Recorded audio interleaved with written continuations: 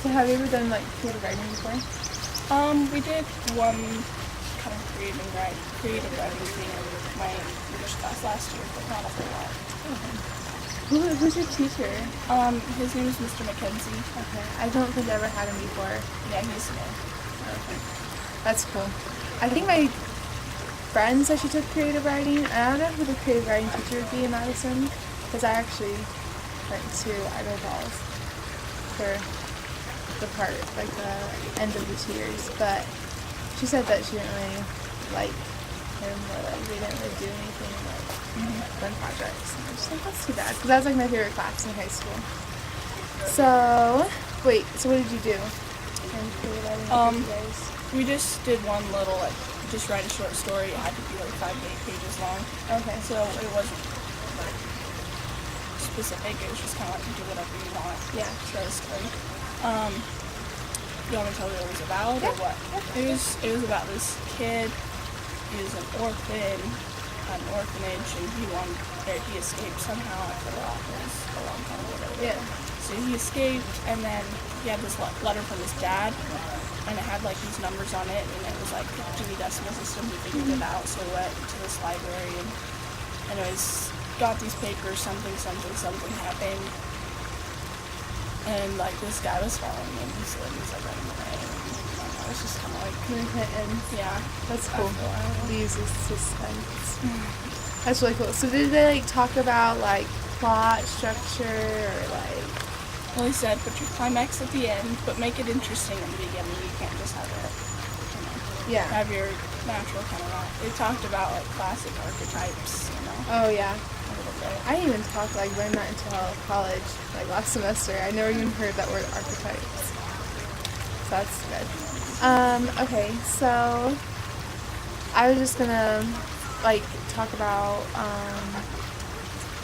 there's like different jobs you can do with creative writing, and I just want do you know any like jobs you could do with? Well, an author. Yeah. Like writing fiction novels.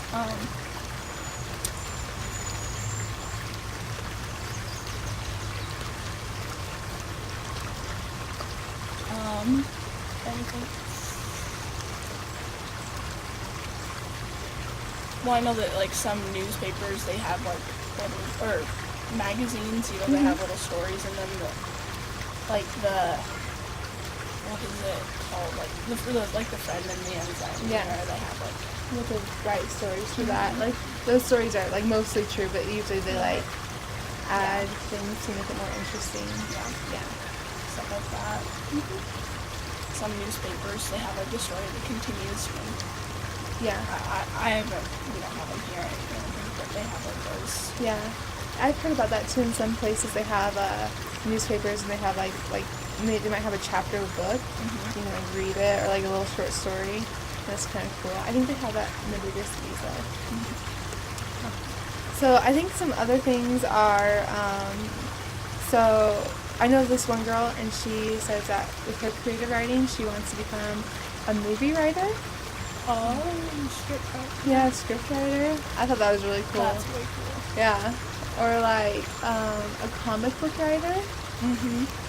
And or even a children's book writer, which especially like I like to do art, and so I could like you could like write and you can illustrate your books, which is kind of cool. That'd be really cool. Yeah. And so there's a lot more jobs than I always just thought, creative writers just write novels and that's all you can do. But I think there's a lot more jobs out there. That's kind of cool. And so I think, have you ever read like the Dr. Seuss books?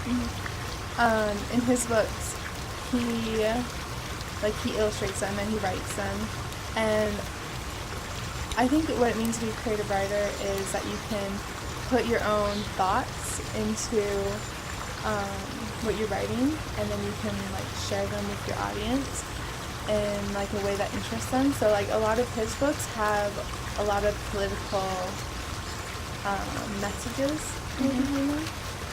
Like, I'm trying to think of one. Do you know? well, I'm trying to think. The Yeah. ones that would actually have a message on them are just weird ones. Yeah. Oh, Some of the funny ones. what is it called? Like, Hooray for Gryffindor Day or whatever it's Yeah. called. Yeah. On, like, the school, and red, white, make pink, whatever, and Yeah. the test or something Wait. like that. I don't think I read that one. So, tell me what it's about. So, like, Okay, what's so the message behind it? There's this school, Okay. and all of the kids, they're really smart, and they have, like, weird teachers that teach weird subjects, and it kind of talks about, like, the teacher's background, like, and then there's this one crazy teacher who's, like, really weird or something like that. And then the principal comes and makes an announcement. He's like, you're going to have to take this test, and if you fail, you have to go to this school, and it's like pretty much a jail kind of thing, and they, like, thunder, lightning, and they're all marching in a line, head thing, has that kind of picture to it. And then, so all the kids are kind of freaking out, and the one teacher who's, like, really crazy kind of is like, well, we taught you what you need to know. I mean, red and white make pink, and the world goes around and stuff like that, so you'll be fine. And they, so they all took the test or whatever, and it's like something, like, you all did really well. You got, like, 1,000,000% on the test, so A+++++, and it went on for something like that. I think that was pretty much the end. Can't really remember. So it kind of tells, like, his, like, kind of views on education and, like, what he thinks. That's interesting. I actually heard that one, especially since I'm into education. Yeah, another one is, you probably have seen the lyrics, right? And, like, that one's about, like, taking care of the environment and stuff. And so, like, I don't remember what Dr. Seuss's real name is, but... Theodore Giesel. Oh, okay. That's nice. But he had, like, a lot of personal things he wanted to share with people while still entertaining his audience and writing to children and stuff like that. So he's not, like, a boring, like, long, persuasive paper on why we should take care of the environment. It's just something fun, or why we should be good teachers, or something fun to, like, tell children. And so that's what I love about creative writing, is that you can express whatever you want about yourself, and you can just, like, share that with other people in an entertaining way that they can, like, kind of enter into your world a little bit, and it's kind of fun. So I was gonna, so do you like to read books? Or do you, yeah? Okay, me too. I love reading. I read so much in high school. But, so what are some of your favorite books?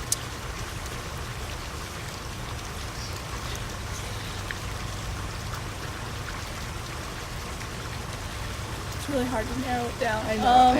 I don't have a favorite one either. That's such a mean question. I'm so sorry. No, it's okay. I liked To Kill a Mockingbird. Oh, I like that one too.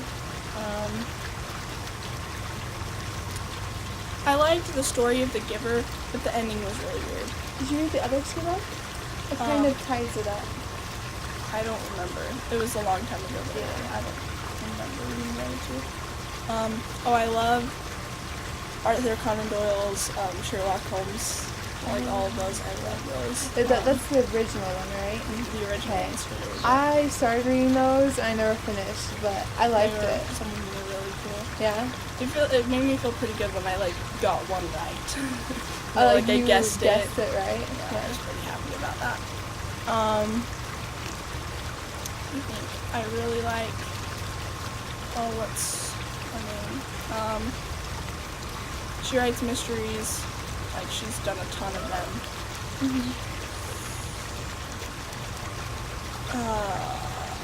What was it called? It was like this one about about like 10 Indians or something like that. I don't remember what it was. Yeah. But it was, something Christie, Agatha Christie. Agatha Christie. There's one that was really cool. I read her first. I don't know what it was called. I read it for a long time ago. I haven't read a lot this summer, except for when I was at my grandma's house. That's okay. But, yeah. I'm trying to think. So, like, so you like mystery? I like mystery, I like genres? espionage. I mean, there's some good espionage. I like Have you ever read the High Society or I Tell You I Love You But Then I Have to Kill You? Okay. They're espionage books. Like one's a spy and the other one's an thief. So cool. Those are kind of fun. My roommate got me into those. That's really cool. So, why I'm asking you what's your favorite book is because if you want to write, you usually write what you like to read.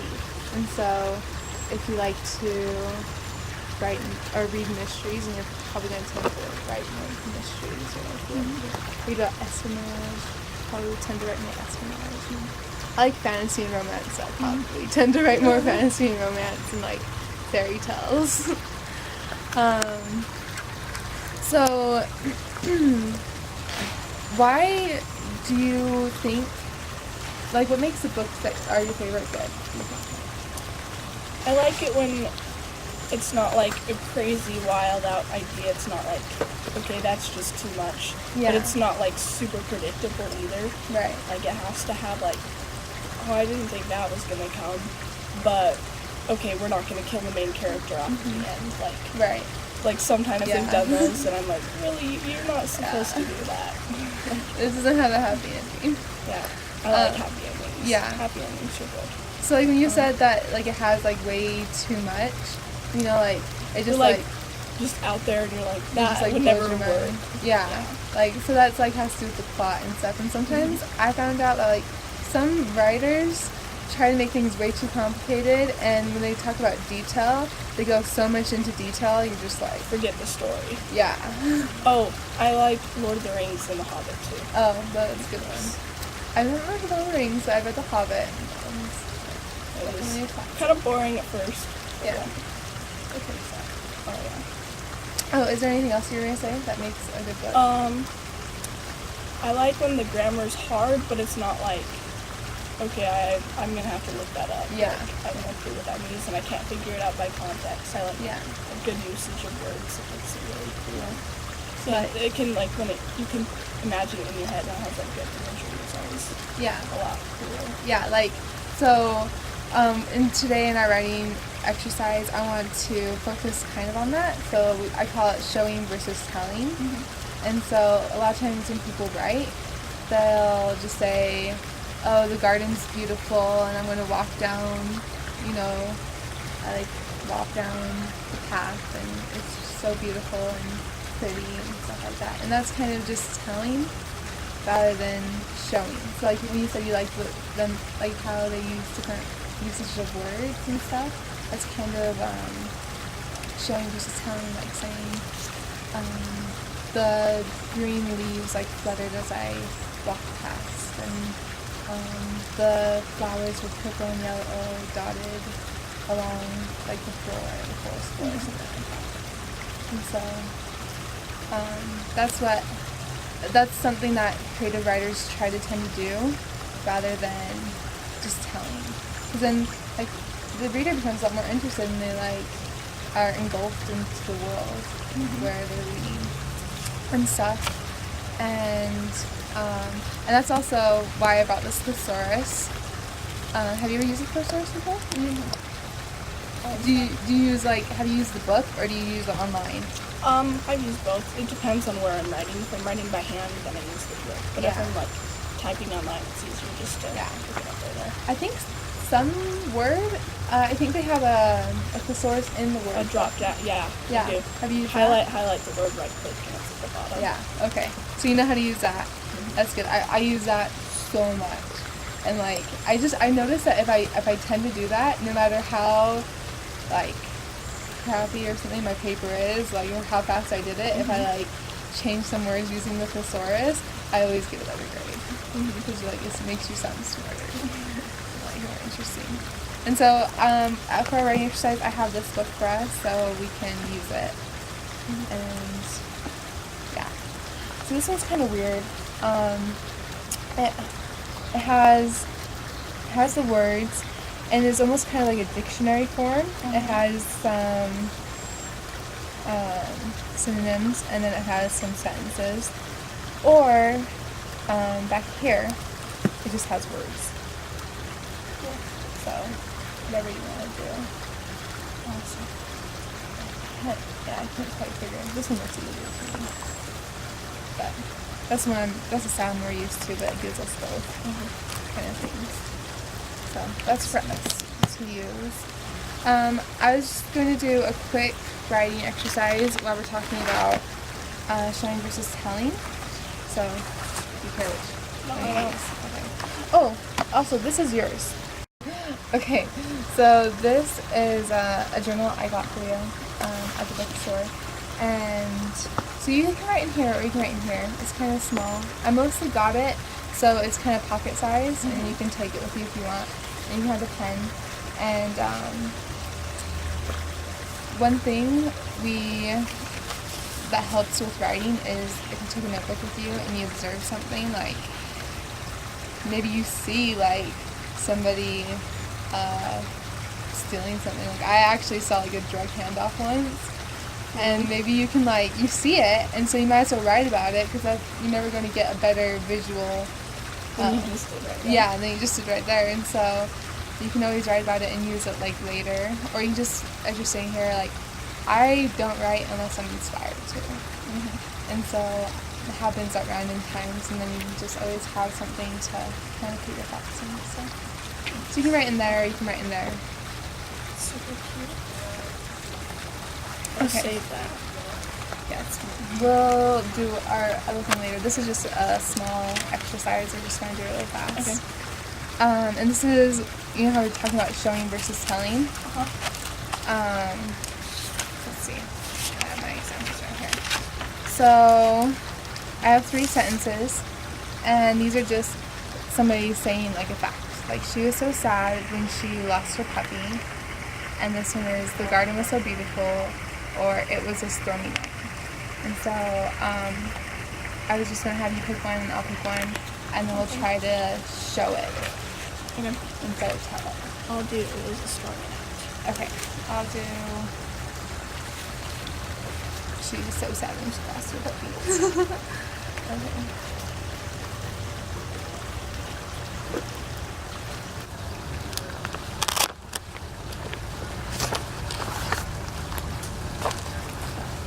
Okay. Okay, so I was going to just show you mine really fast because I kind of did exactly what we weren't supposed to do. Let's see.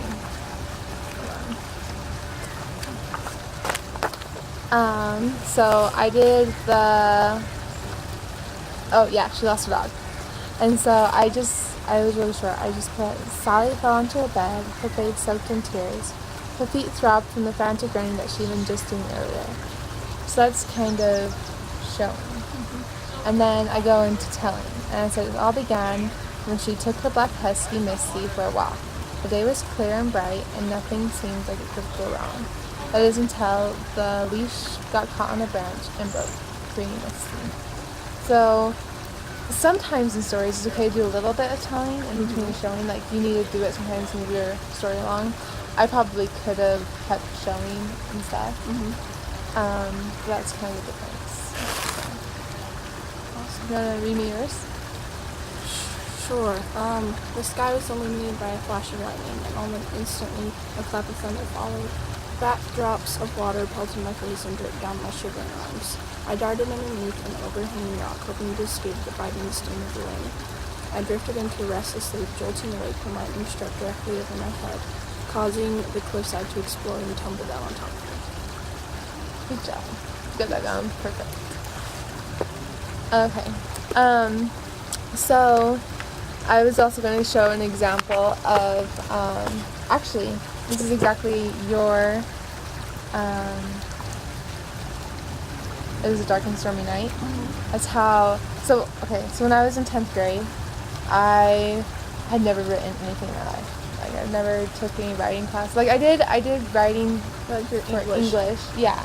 Or when we did tests, and I always got a pretty good score. I always got A's or whatever. But I never really ever wrote anything besides that.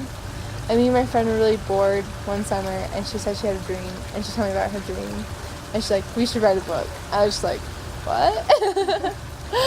And I was like, I don't know anything about writing. And we're just kind of like goofing around, and one day we just kind of spent the day talking about like story ideas and like names. Like we got on the computer and we looked up like hundreds of names.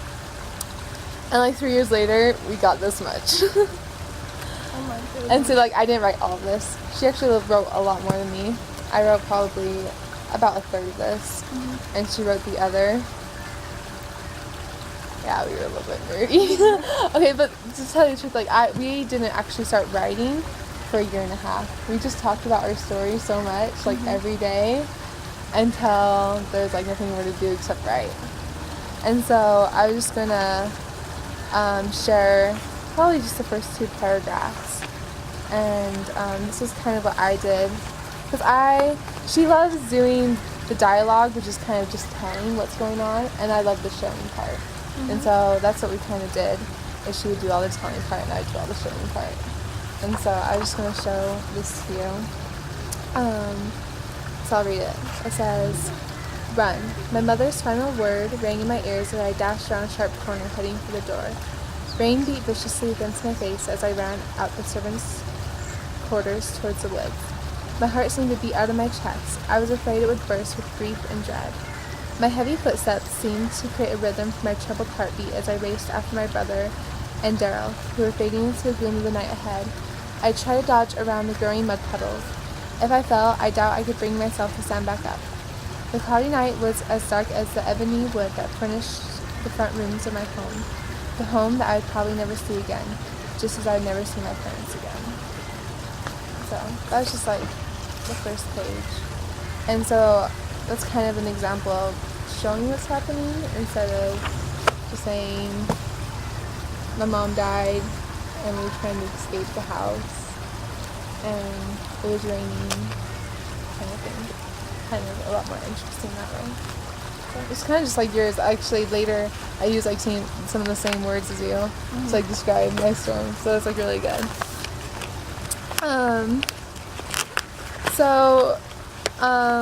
Do you know the difference between first person, second person, third person? Just first and third. We've never talked about second. Okay. You probably know what second is. You probably just haven't realized that. So, what's first person? It's like the person is telling their own story. Kind of, it's like from their point of view. Yeah. I did this and then I did that. Right. And third person is like an outside person. Like it's not part of the story. It's a narrator. So, Right. you know, like Harry Potter. Harry did this or Harry did that, and Ron thought this. I don't know if Harry Potter's like that, but as an example. Yes. Yeah. So, the difference between 2-point and second person and third person, like you're right about it's all knowing it's the outside person. But can I see the book? The Harry Potter book. Thank you. So, second person uses the words like Sally or Harry, or it uses the words he and she. So the difference between first person and second person is that the third spider on your arm. I'm so sorry. Okay. Oh my gosh. Oh, me too. Okay, so okay. So third person is they can use he and she, but they know all the characters' thoughts. They know what's going on. So, and the reader does too. So it can jump between one person's thoughts to another person's thoughts. I'm trying to remember Sherlock Holmes. Sherlock Holmes might be that way. Is it? I can't remember. Like, it's kind of like, Yeah. does it say like Sherlock's thinking this, and what was his name? And John Watson. John Watson was thinking. I'm not sure. Okay. I think so. Does that make sense though? Yeah.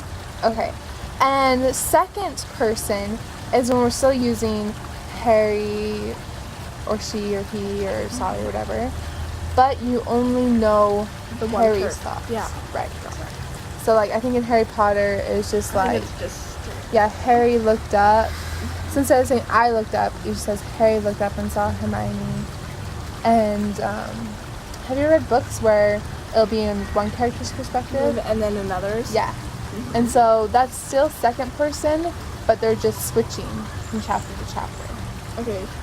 What if it's like, so it would be in first person if like it was I did this and stuff, and it has like their name at the beginning and then the chapter, and then it would switch. Right. That's first person stuff. Yeah, so it could say I, and then they could change perspectives to another character and still be first person. I always thought most books were written in first person, but I started paying attention more, and a lot of them are actually written in second person. That's what I think. Yeah. So like you'll say she ran through the hall and she did this or she did that, you know. Just like Harry Potter's written in second person. I think if you're telling the story, it's more natural. Yeah. Like to do second person rather than third person or first person. I think the reason why a lot of authors probably like to write in second person is because they're writing about a character and they're not necessarily putting themselves in that position. They're talking about how they would feel. Rather than I think when you use first person, it becomes a lot more personal. I think a lot more books about, I don't know, I'm trying to think, not the fantasy books, like a lot more modern books, like taking place in this time period are probably written in first person.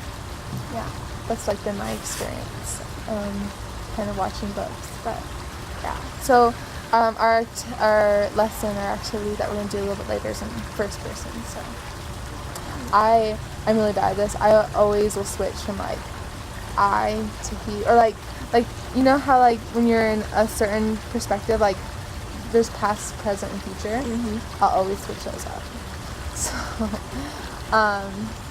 you know the difference between like writing in past tense, present tense, and future tense. Okay. It's like he will. Yeah. Something. Or we did. He is. Or he did. Yeah. I always mix up are and is, but I'm not too worried about that for today's lesson. But just so you know the difference. Let's see. So that's what we're going to be doing in our next writing activity. We're also going to be using personification, which is a form of figurative languages. Like, have you learned in some of your classes different figurative languages? Yeah. Okay. So, have you talked about personification before? Yeah. Okay. So, can you give me a definition of personification? Well, if you're personifying something, you're giving it human-like qualities. Right. And so it's like, let me think. Like, the dog, if you're giving it human-like qualities, it looks so happy or something. Like, not necessarily that, but like. Right, that's a perfect example. Yeah. So, what about if you're giving an object something that's not human-like quality, but it's, an inanimate object, but something that's still not able to do, like move. Like some other objects other than humans can move, like plants can grow. That's not necessarily human, but it's alive, you know? So that still follows under personification. Like if you have like a brick moving or like talking about that, that's still personification, even though it's not necessarily just human. Which that's always confused me, that part. Or like if you're giving a dog, so if you said a dog jumped, that's not personification, because dogs can jump. Yeah, right. Even though humans can jump too, and a dog is not a human. There's a lot of bugs out here. I haven't seen any spiders on you yet, though. Okay, good. Yes. So, okay, good. I'm glad you know that. So let's see. And so you said you know the plot, like structure too, right? Yeah, more or less. Yeah, more or less. Okay, so can you do you know the diagram? What diagram? Okay, it's this one right here. Oh, introduction. Yeah, have you seen that before? Yeah. It's called the different type, like fried tag structure. It's supposed to be the pyramid. Or have you seen it in pyramid form? We normally just did like a curve. Okay. So it's like we introduce the climbing, climax, and then resolution. Okay, yeah. So it's more like that. See, and that's actually almost a better description because your climax is usually at the end, like your teacher said. Unless it's inheritance, you know. Yeah. The Aragon's last book, it's like Isn't it like just like that, yeah, and then it keeps going down. Yeah, it has like a long, Like the climax is in the middle, and then it's just kind of like, okay, why am I reading this still? yeah. I read. Wait, that's the green third one? It's the green one. Second one? I'm trying to think. It's I read the last one. 3 of them. Okay, but yeah, I think it's the fourth. I feel like his books have a lot of excess detail. Oh Yeah. And so even though they're really good, you, as a writer, you want to find a balance between going too much into showing, because you really can do that. You can show every inch of this table if you wanted to. Yeah. Not that it's necessary to your story. See, if it's not going to help your story, then leave it out, right? And that's the whole thing with editing, is like writers will write their story and then they'll edit and edit and edit and edit and edit because either they didn't put enough showing or they put like way too much. Yeah. And so we want to be careful with that. And we're gonna write a short story, but maybe not so much of the introduction, climbing, climax, falling, resolution part. We're mostly going to be focusing on personification and stuff. And so if you want to put the introduction, climbing, climax, falling, resolution, the whole thing in there, you can. But we don't have to. Let's see. And so do you know, since we're talking about figurative languages like personification, do you know any other ones? Onomatopoeia, similes, metaphors, Right. synonyms, alliteration. Yeah, there's a lot more. I think kind of the main ones. Isn't alliteration? What do you use that? Repetitive. Yeah. So, Do you usually use that in like creative writing, like writing a novel, or? Not necessarily. Most of the time, it's a lot of the time it's to remember something. Yeah. Like a jingle or. Yeah. I think Stuff like that. alliteration's also used in poems. Yeah. Did we mention that earlier? We were talking about what you can do with creative writing. You can write poetry. You can try that poetry. Yeah, you can write. Creative writing also includes poetry, and along with poetry, which I think is really interesting, is songwriting Song lyrics. Yeah, song lyrics. So, like, do you play any instruments? What do you play? I play piano and the bass and the guitar. Nice. And electric guitar and electric bass, I guess. That's really cool. Yeah. Yeah. So, like, if you like writing poetry, then you can start writing. Poetry is basically songs, you know, just put into with notes and stuff. And so, if you like writing poetry, then you can start writing your own songs and stuff, which could be really cool. A lot of poetry uses, like you said, alliteration and a lot of metaphors and similes. Have you guys written poetry in your English classes? Yeah. Yeah? Yeah, we had to write a sonnet during our Romeo and Juliet thing. Yeah. Ugh. That was rough. But Doesn't it sound, they have a lot of rules. oh yeah, you have your iambic pentameter, 14 lines. Yeah. So you have to make it in the Yeah. but only this many syllables per line, pretty much, and then it's always like a melancholy love poem. Right, yeah.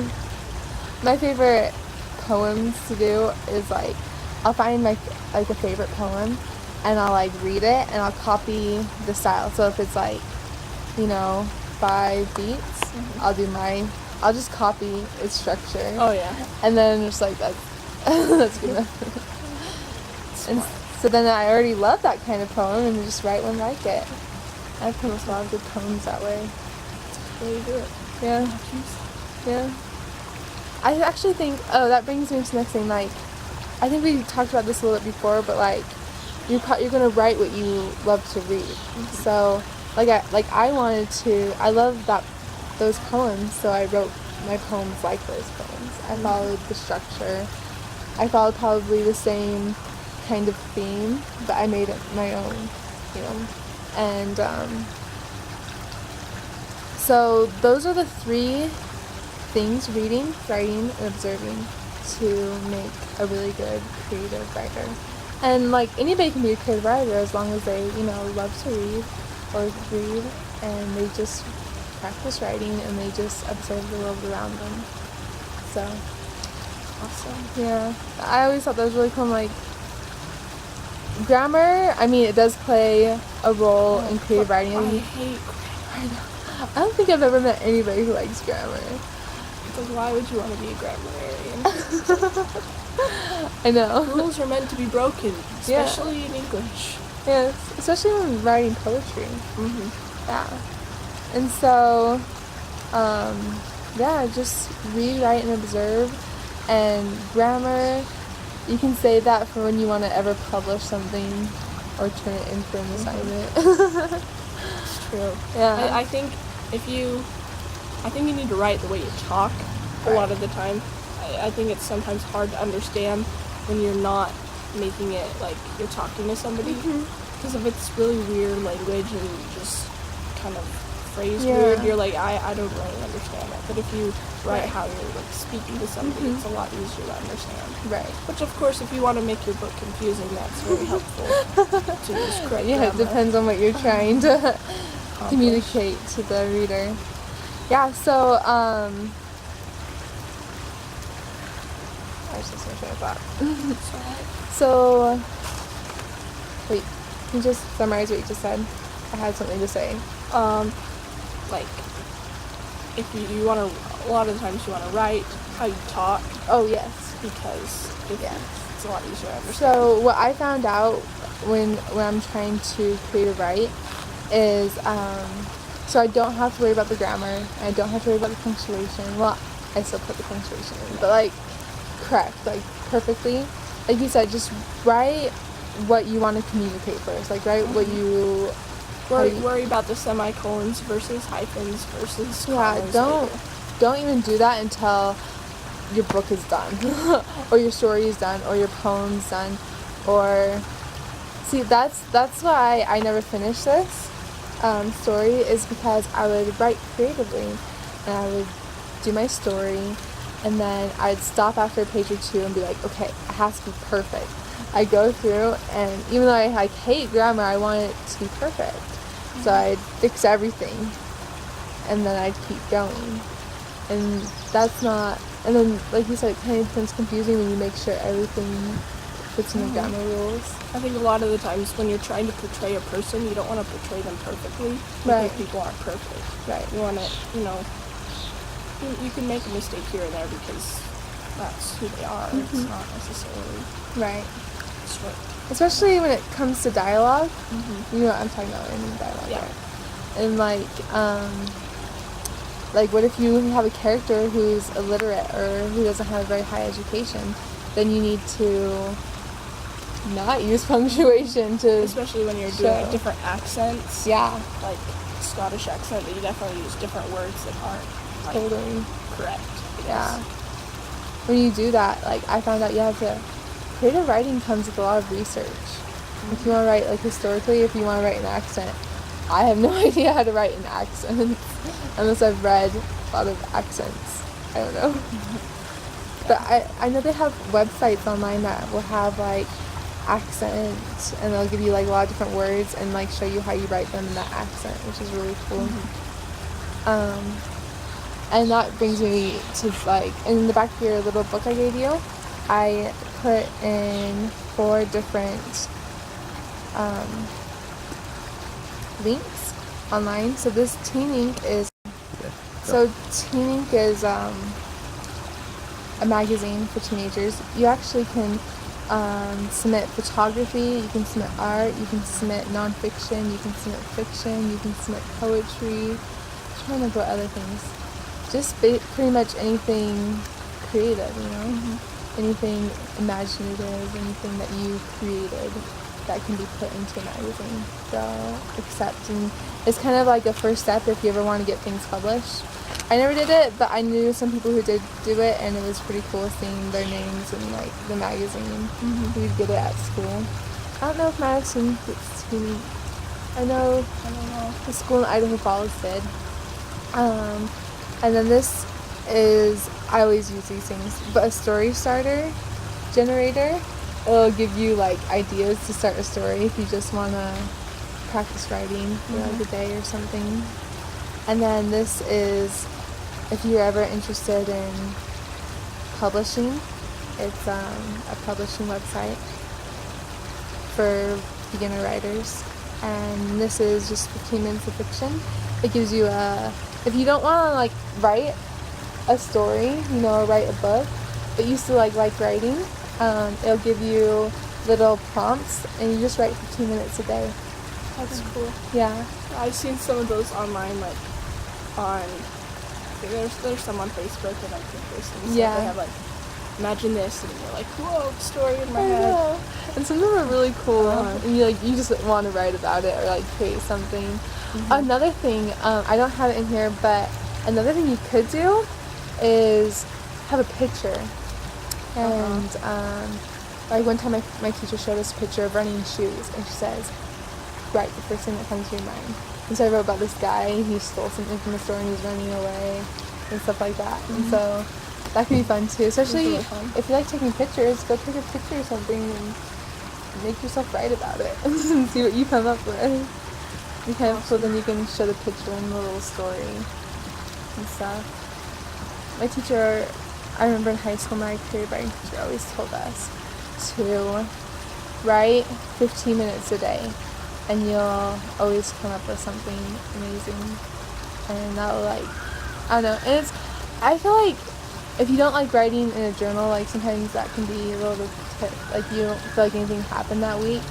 I feel like another way to express your feelings and your emotions is through your creative writing. Like one time I was feeling really sad, and so I wrote about a girl who's blind and she couldn't see, and it was at a time in my life when I couldn't quite see my future and what I was going to do. And I noticed that sometimes when I just do these little tiny prompts, I like find more about myself through the characters I'm creating to kind of like reflect like my deepest thoughts that I didn't even realize I was thinking. So it's kind of, I don't know, it's kind of a way to keep track of your feelings in like different areas of your life. It's really neat. Yeah. I wish I need to start writing more, because I feel like there's like a void. Like I just love writing down my feelings and stuff. I feel like I connect with myself better, and I need to start doing that again. Maybe I should do one of these. But okay, so for the last part of our lesson, we're just gonna write. We're gonna try to use personification, and we're gonna write in first person, and we're gonna try to really focus on showing versus telling, which I think you'll do a great job. So what we're gonna do is you're gonna pick out of one of these objects. Pick one for you, and we will take the object and we'll have to write in the perspective of that object. And so like what we would do as that object, what would happen to us. One time I got a weird, it looked like it was a chewed up piece of plastic. And I don't know, I like said I belonged to like some bottle, and I got ripped up, and I just talked about how it felt to be ripped off, and then a baby stuck me in its mouth, and I just talked about like the horrible, gross feeling. And so that's really cool. That's what we're gonna do. And at the end, you can write as long as you want. Just tell me when you're done, and I'll be done too. And then we'll share our stories, and we'll just talk about like what we did good out of the things we talked about today, and what we could improve on. Okay. Okay. Let's see. It's Got a camera? Or It's an MP3 player. Awesome. This makes me like appreciate authors and writers like so much more. Especially since like, how long are we doing this on that? Like 15 minutes. Got like half a page, both of us. Okay, so let's just read our stories to each other and go from there. Do you want to go first? Sure. Okay. So I didn't even like get to where I thought, but I'll tell you what I have in my mind. Okay. So Awesome. reincarnation sucks. I'm not a swan or a fish or a panther. I'm a phone. Not just any phone, but I'm a flip phone, which isn't even the bad part. Out of the 7 billion people's phone I could have been, I'm my best friend's phone. And that could be cool, I guess. I mean, I still get to be close to him, but I never wanted to be in his back pocket close to him. No offense to him or anything. The one thing that drives me absolutely insane is the fact that he moved on. Let me tell you about it. And so then I was going to talk about it. So the guy gets in a car crash, back snaps or whatever, and so he has to listen to his friend, like, so he had a girlfriend or something like that. And so then he like just kind of now his friend's out of the way and he's talking to his old girlfriend, like his best friend, girlfriend and stuff. So he's the phone. So he is like their means of talking to one another, but he can't do anything about it. So he has to listen to all of their conversations. The irony. Yeah. That's so awesome. I love that story so much more than mine. I'm kind of jealous now.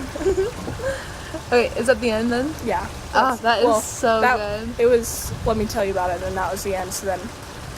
Yeah. That is really good. You should totally keep writing about that. I would read, like, maybe not like a whole novel, but like if it was a short story, I would totally read that. That was really cool. Okay. Mine's The Adventures of the Blue Marble. I have a vacuum. Okay, so it just starts out, darkness, that is all I see. Days go by.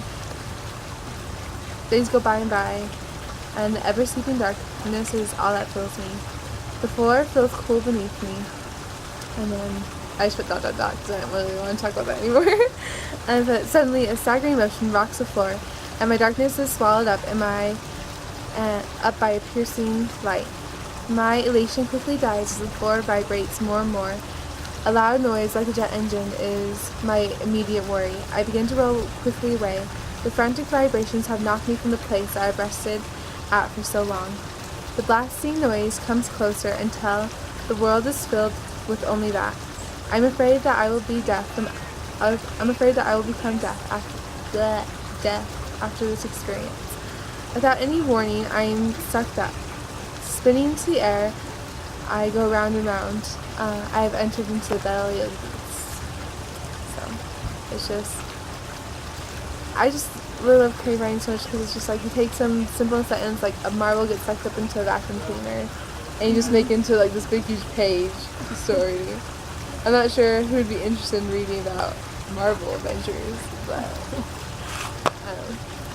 So, what do you think, is there anything I could have probably done better in my story?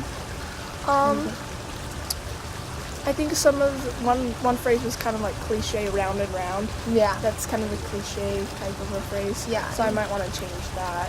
Stay away from cliches and because like that. I don't know, phrases that are so old they kind of lose their meaning. Round and round she goes, Yeah. I think that kind of is, just kind of there. Right. If you change that, I think it would be a lot better. Mm-hmm. I like how you explained them. I didn't really want to talk about that anymore. Yeah. That's I think is. Yeah, and that's like whole part of brainstorming process is if you write something, you don't have to keep it, And for your story, I really love how you actually had a beginning because I couldn't figure out where I wanted to begin, so I just kind of started in the middle, and I really like how you like the whole idea of reincarnation because you can totally keep using that and stuff. Like, what if I don't know. This might be an idea, but like, what if a cell phone dies and is reincarnated into something else? That was my idea. Yeah? Like at the end, like you know, you break the phone, and, like, he has this pounding headache and something's wrong, and then all of a sudden, like, he just dies and then wakes up with something else that's really random. That'd be really cool. Yeah, it was a short story. Yeah, I like that. I really like that. Sweet.